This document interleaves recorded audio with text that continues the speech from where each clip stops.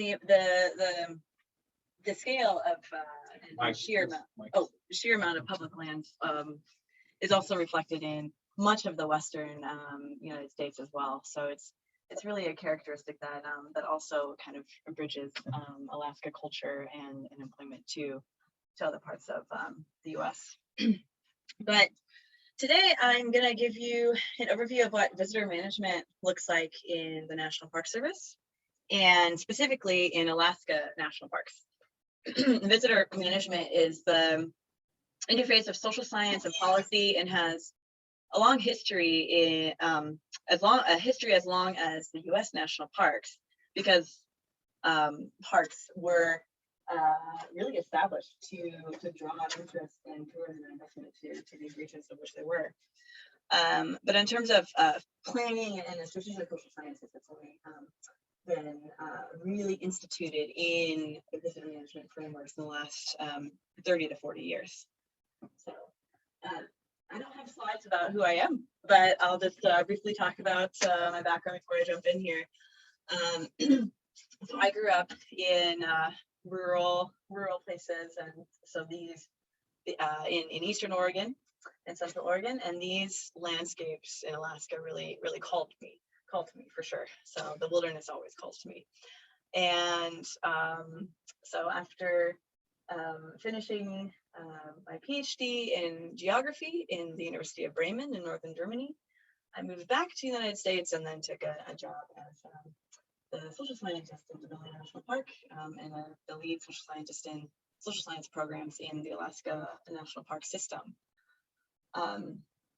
I lived in Denali, I did not live in Fairbanks, so I have I wish I could go back to the other map to show again, but this, you'll laugh at this, Todd, but this is how usually people in Alaska describe to people who live outside, and those people who live outside are people who don't live in Alaska. We call them people who live outside.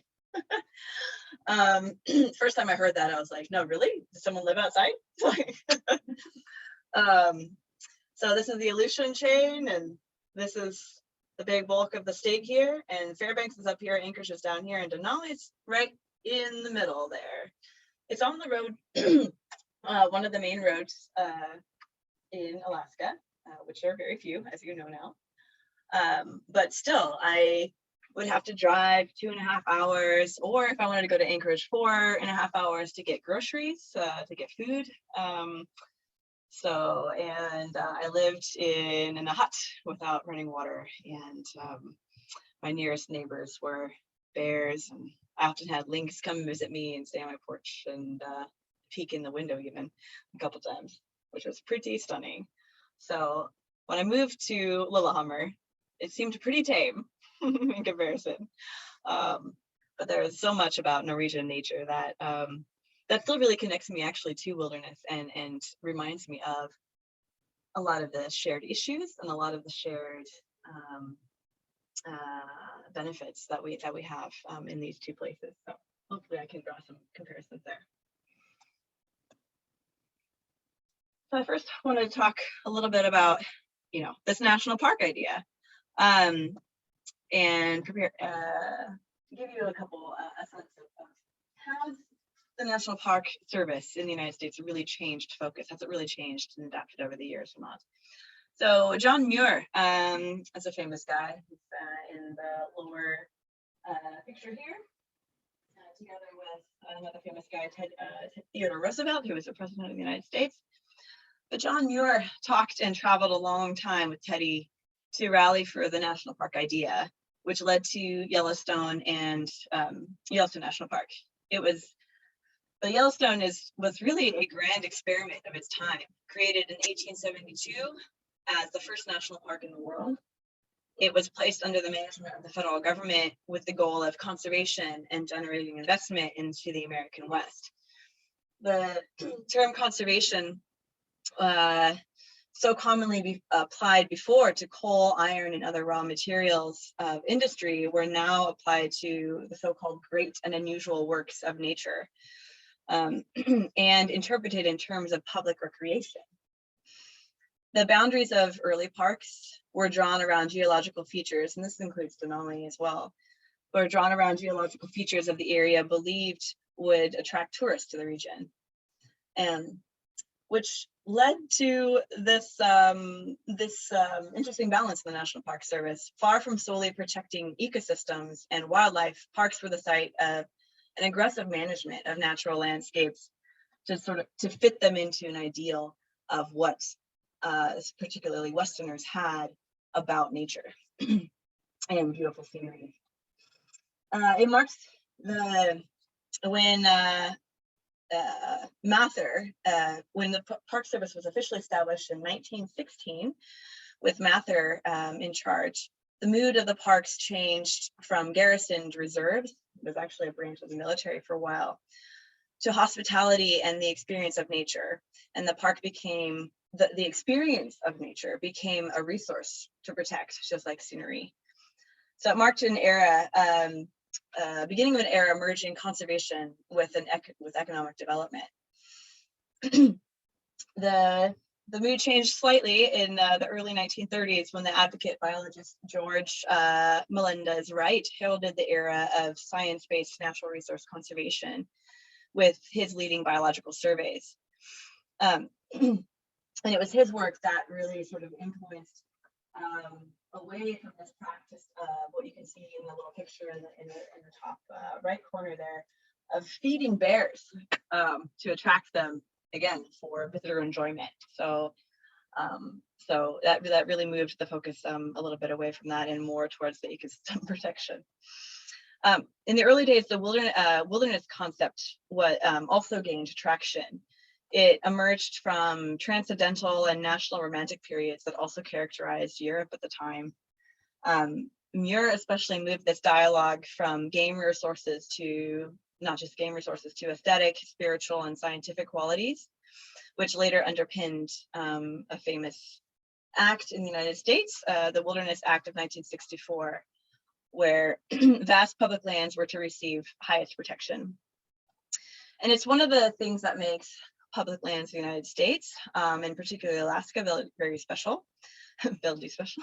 Excuse me, you might hear some Norsk English here. There's about 77 million hectares of wilderness lands in the United States.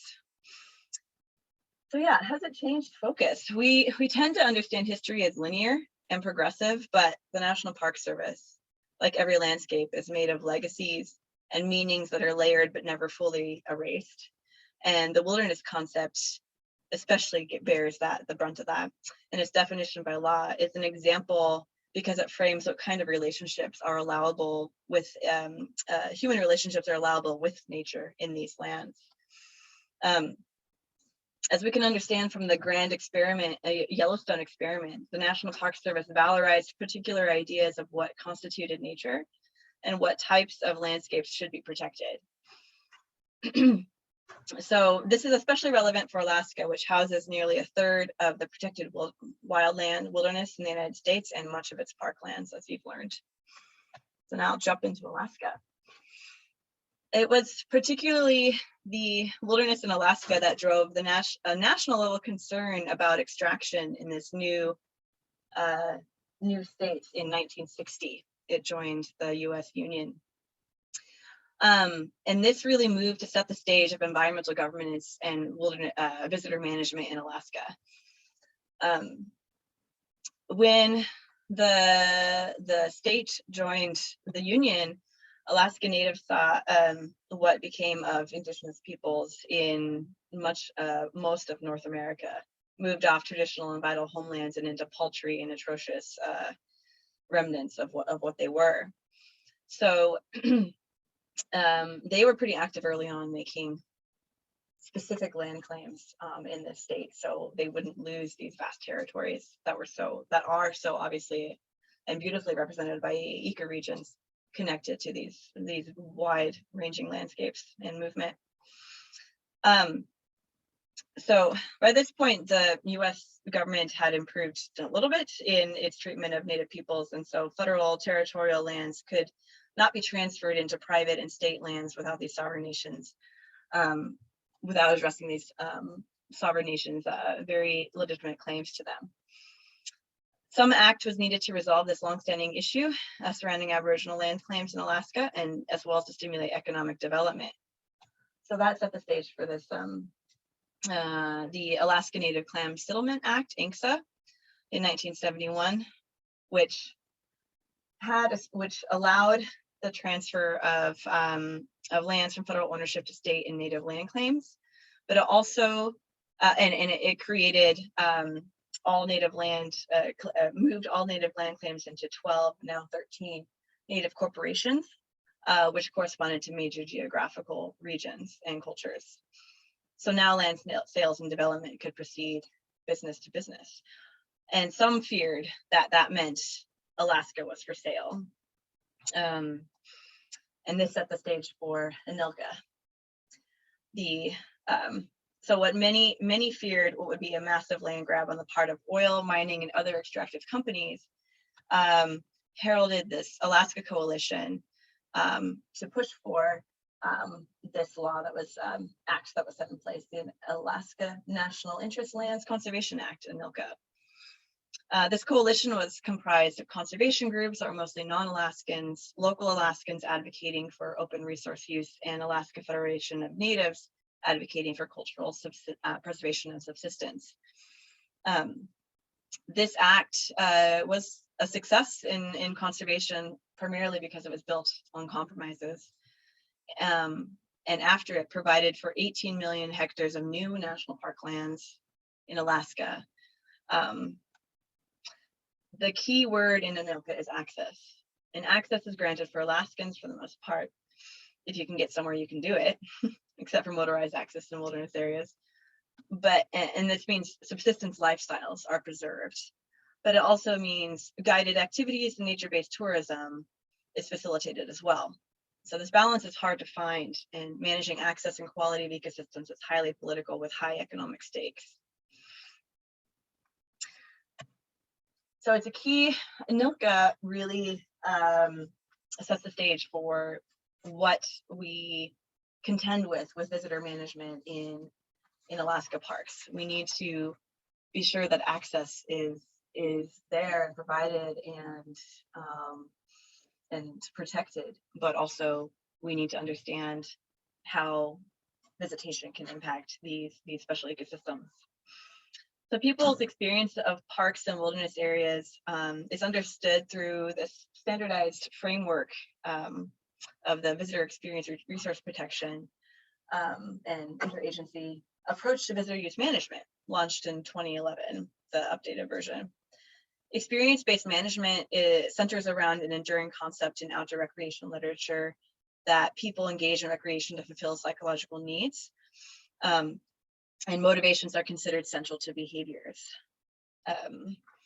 This led to development of a recreation opportunity spectrum where visitors were allowed to have, where places were managed in a way to allow for specific activities to occur in recreational settings along a spectrum from primitive to almost urban and highly developed. And this is still what we draw from primarily when we approach designing and understanding visitor use in parks and protected areas.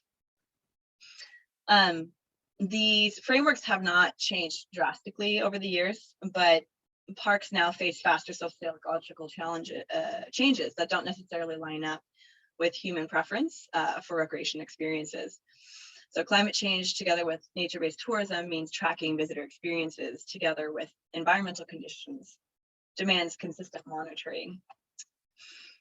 So how do we actually monitor and determine what are the things that we need to monitor? The dominant form in National Park Service to manage visitors is guided by social sciences, is developing indicators of qualities that say you want to preserve in a recreation opportunity spectrum, and the thresholds at which these qualities degrade. After the development of the recreation experience preferences and recreation opportunity scales, outcomes-based management observed, which actively looks at reducing costs instead of just focusing on maximizing benefits. So how do we identify costs? By figuring out where experiences change from positive to negative. Parks, together with researchers, identify what are important features or indicators of visitor experience. So these indicators can be, for example, perceptions of crowding or noise-free intervals or evidence of human use and impact. The opportunities can be things like opportunities for quietude or seeing night skies. These indicators are graphed together with people's ratings of acceptability or interpretation.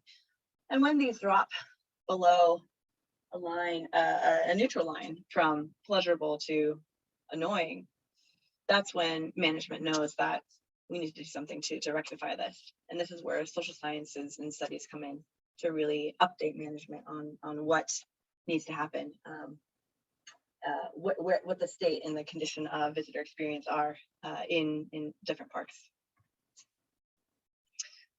When we implement these, we start with hopefully research, but a lot of work, a lot of policies are also guided by assumptions about what visitors expect and want in parks. Managers decide what indicators to prioritize and how, and then there's strategy development to reduce impacts or enhance experience elements. And then communication through staff and national platforms to visitors or park partners to reduce impact or enhance experience. And a key thing with implementing these frameworks, as you can see here, I have a couple pictures. Not only it's having a standardized format, but a standardized way in communicating these messages. National parks in the United States have a lot of staff and a lot of people there with that purpose, the sole purpose of actually engaging with visitors, delivering messages, and essentially setting expectations for national park experiences and what they setting the bounds of like what is allowable or not allowable behavior. So that's a key difference with Norwegian national parks in particular areas in terms of implementing management-based or management by objective-based frameworks and designs. It's a challenge, it's not impossible. Nor should national parks in Norway necessarily have lots of staff, especially in the quantities of Yellowstone. But it is a big difference, a key difference with these two countries. So I'll introduce Denali.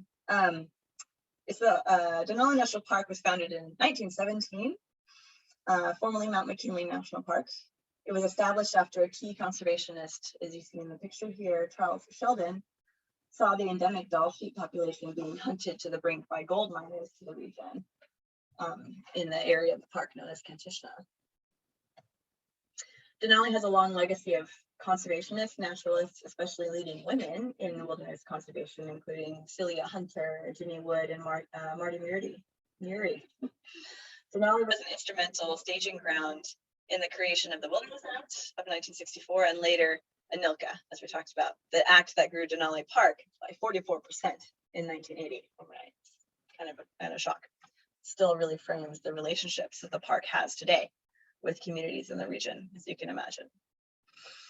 Today, it's known for hosting North America's tallest peak, which is Denali, 6,190 meters high. Each year, about 600,000 visitors flock to the park to view wildlife and catch a glimpse of the mountain on rare days. Most visitors to the park travel on the single, formerly road, ask me about this later, 145-kilometer road into the park that requires a shuttle bus. Visitors on shuttle buses use the system to access areas to day hike or camp overnight in the wild or remote campground, in one of the remote campgrounds in the park, or by backpacking. But there's a lot of intrepid folk that come to Denali too. Over a third of the park is bare rock and ice, and each year over 1,000 people attempt to climb Denali. Climbing is not the only form of visitation to the wilderness that is regulated, though. Most all wilderness units of the park are divvied up to have a max amount of people tenting in the same unit at a time to prevent seeing one another. Again, one of the qualities Denali wants to protect of wilderness is solitude and not seeing So we have these units to a system to try to prevent folk from seeing one another if they don't want to. Backpackers are also given instructions on behavior and safety, and requires a permit to access the wilderness units, like using a bear safe food can, not building fires, and packing out your own teepee, toilet paper. So again, quite a different system than what we experienced in Norway. Wilderness means people, including park employees, cannot use motorized transport. In the summer, that means that everyone can access sections of the park by bus and then by foot or personal watercraft. So much of the long distance transport of materials or setting up remote study sites happens by dog teams in the winter, when it's easier to move across the topography. The core wilderness area is under the high resource protection and Denali has, from ANILCA, preserves 2.4 million hectares that have fewer restrictions to accommodate subsistence use. In total, this park is over half the size of Denmark. Subsistence is a word you hear a lot. It's in Alaska. It's very important. It means living seasonal livelihoods, people living by hunting, gathering, and trapping. But it importantly represents identity, tradition, community, and family, and often has a much greater influence on people's connection to place. So Denali has a few neighboring subsistence villages that border the preserves and rely on the park and the health of the Kuskokwim River and surrounding wilderness for salmon and for subsistence resources. The social landscapes of Denali are also shaped by mining, a century-old tradition that created the white settlements of the region and the old sourdough culture of rural Alaska. But how do we get at the human role? We look into human movement, distributions, and behavior. In social sciences, we try to understand the contextual and individual factors that drive behavior and contribute in various ways to impact the resources parks are mandated to protect. And my role here was not only to distribute surveys to thrilled visitors, often, it was primarily to design and implement studies that would help management, to help make the best decisions in our management by objective frameworks in order to preserve important elements of visitor experience and quality. This is especially true with tourism. It's on the rise in Denali, but it's up to parks to know what kind of tourism is growing and how impactful each one might be. So one aspect that parks are especially worried about in terms of crowding and over-visitation are the perceptions of crowding people might have in these areas and what impact it might have on wilderness or wildlife viewing and wilderness experience. So that led to one of the case studies I'll provide you today. Managing viewscapes is one aspect of managing visitor experience and visitors in national parks, in Alaskan national parks.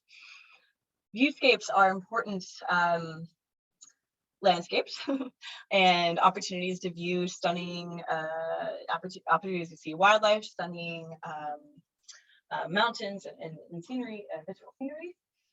And this is monitored and managed in Denali through a vehicle management plan. In the 1970s, mass tourism was really blossoming in Yellowstone National Park. And a lot of national parks in the United States looked to Yellowstone and the problems it was causing with all this personal and private traffic to develop a plan to shut down personal traffic in the park. So to this day, you can only drive about 20 kilometers down to the park road with your own personal vehicle, and otherwise you take a shuttle bus into the park.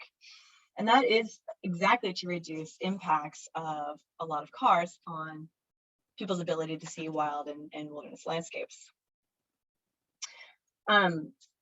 So this park, because it prioritizes wildlife viewing as an aspect of visitor experience,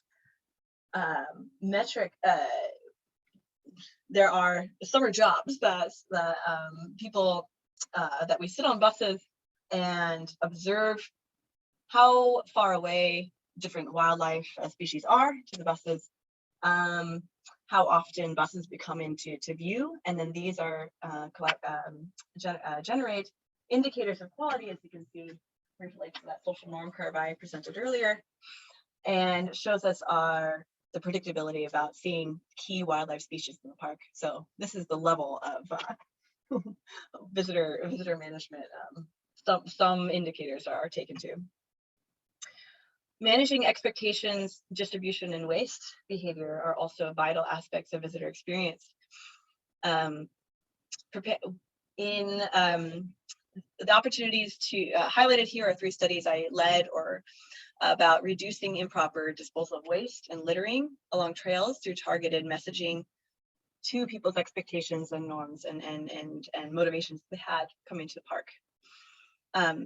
But also leading work to see the density and distribution of use in the wilderness in Denali's backcountry to inform the Denali backcountry management strategy, and people's a composite travel log survey where backpackers were saddled with notebooks and surveys to record their day-to-day experiences, what they were hearing in the park, what they were seeing, what they were feeling, in order to help us understand how is the quality of wilderness experience changing over time in this park. Managing soundscapes, managing for natural sound experiences, is another key aspect of the National Park Service. In 2010, the National Park Service actually officially declared natural sounds and dark skies as resources to protect within national parks. And so this is another primary function, another primary aspect of quality visitor experiences that we manage and monitor. My first field site in Denali was up on a glacier about halfway up Denali National Park, measuring how often we heard flight seeing tours coming over the area and disrupting what is actually wilderness and a natural quietude that, by the definition of wilderness, by the definition of what counts as wilderness, should be there.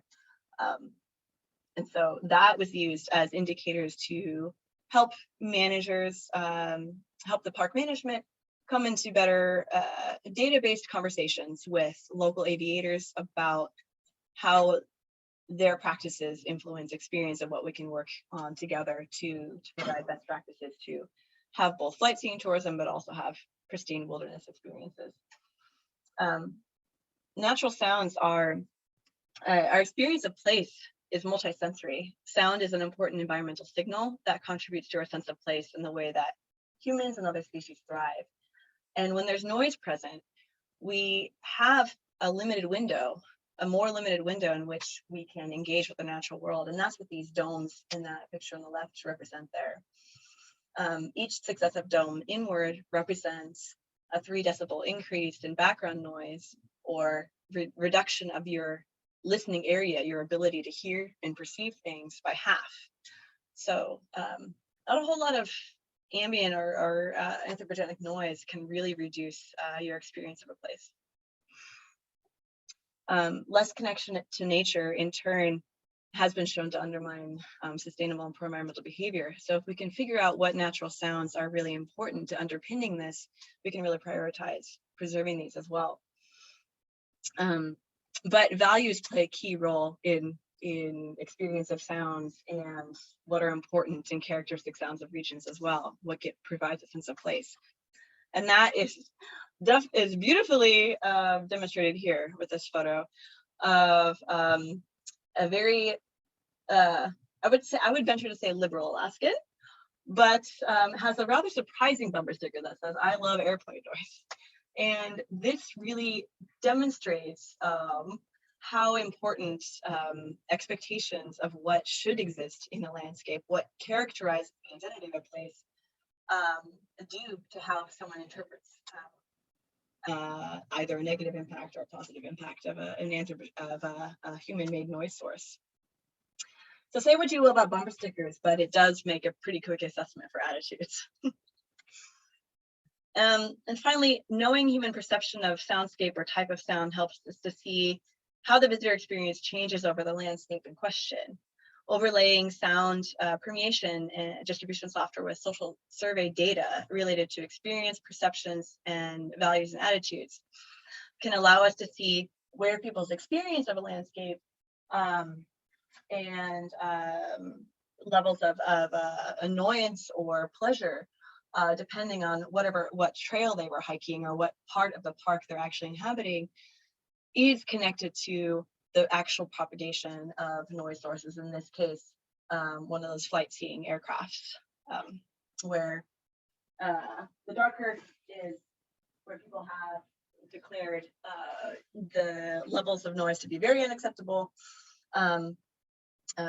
given our surveys, and the lighter brown areas being highly acceptable. The thought of managing relationships with local communities is much newer to the National Park Service than visitor experience. But here, my final case study is we led a 4-year project to capture what local residents thought what inclusive and fair conservation would be, reflecting on the National Park Service model in relationship with locals. And we really found that subsistence and sense of community really characterized the region, as does tourism. But tourism was a very divisive factor among communities. And this is something that, when communicating and building bridges with local communities, parks need to focus on to make effective relationships. Which is the final nice tie to the final topic. Conservation issues are social issues. Sustainable tourism and management is inherently social and political. And as you can see, national parks are a key part in this puzzle. Depending on where the needs most arise, different aspects of what national parks do are gain media attention and insight. We spend a lot of time in the Park Service understanding how park tourism creates visitor spending, jobs, and income for the region. And we also, as you can see, spend a lot of time figuring out what are the things that bring tourists to the region. One of the things that brings people to Denali National Park has been the 145-kilometer park road into stunning and pristine wilderness areas. But recently, that road is now closed about halfway because climate change and permafrost melting has moved the road off of the sides of the mountains, and now people cannot access in the same way with these buses to the other end of the park. So what does this mean for tourism? What does this mean for the cruise industry that provides that supports the 2.4 million tourists that come to Alaska every year? So thank you for your attention.